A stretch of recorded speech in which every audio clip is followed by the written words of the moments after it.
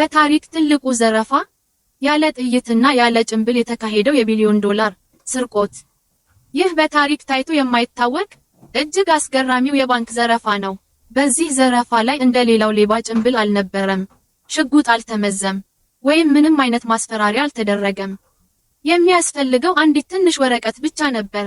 ታሪኩ የሚጀምረው እንዲህ ነው። እንደ ኤሮፓውያን አቆጣጠር በ2003 በኢራቅ እና በአሜሪካ መካከል ጦርነት ሊቀሰቀስ ጥቂት ሰዓታት ሲቀሩት የኢራቁ መሪ ሳዳም ሁሴን ለልጃቸው ቁሳይ ሁሴን በእጃቸው የጻፉትን ደብዳቤ ሰጡት።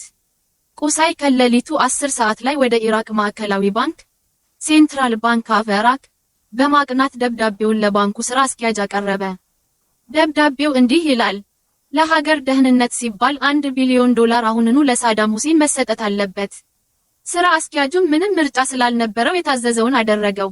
$1 ቢሊዮን ወይም በቢሊዮን የሚቆጠር የኢትዮጵያ ብር በ3 ግዙፍ ተሳቢ መኪናዎች ተጭኖ ወጣ።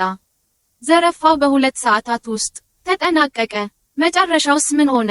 ጦርነቱ እንደተጀመረ አሜሪካ የበላይነቱን በመያዝ ሳዳም ሁሴንን በቁጥጥር ስር አዋለች። ልጃቸው ቁሳይም በጦርነቱ ተገደለ። የአሜሪካ ጦርም የሳዳም ሁሴንን ቤተ መንግስት ሙሉ በሙሉ ተቆጣጥሮ ፍተሻ ሲያደርግ በመሬት ስር ካለ ክፍል ውስጥ $650 ሚሊዮን ተደብቆ ማግኘት ቻለ።